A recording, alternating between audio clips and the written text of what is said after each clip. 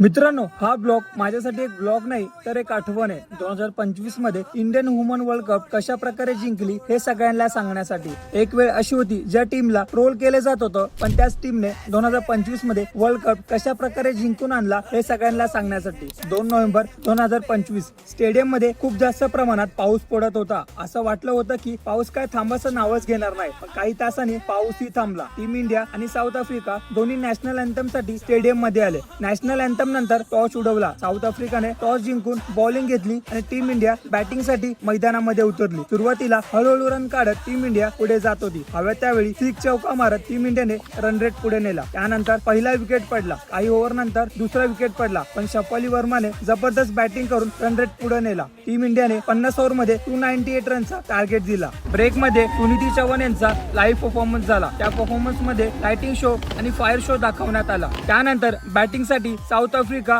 मैदानावरती आली, पण टीम इंडियाने सुरुवातीलाच रन घेण्यास नकार दिला. बॉलिंग लाईनअप मध्ये योग्य तो बदल करत फिल्डिंग मध्ये कुठेही कमी पडू दिलं नाही. त्यामुळे साऊथ आफ्रिकाचे एकामागोमाग विकेट्स येत गेले, पण त्यांची कॅप्टन मात्र जबरदस्त बॅटिंग करत होती. बघता बघता तोही विकेट पडला. साऊथ आफ्रिकाचे एकूण 9 विकेट्स पडले, मात्र फक्त आता एकच विकेटची गरज होती. तोही थोड्या वेळाने पडला. मित्रांनो, हा क्षण पाहून केवळ माझ्या नाही तर सगळ्यांच्या डोळ्यात पाणी आलं. जरी आपण 2023 मध्ये हरलो असेल, पण 2025 मध्ये जिंकलो. ज्यांना कोणालाही वाटतं की मुलगी काहीच करू शकत नाही, त्यांना हा व्हिडिओ एकदा नक्की दाखवा. जय हिंद.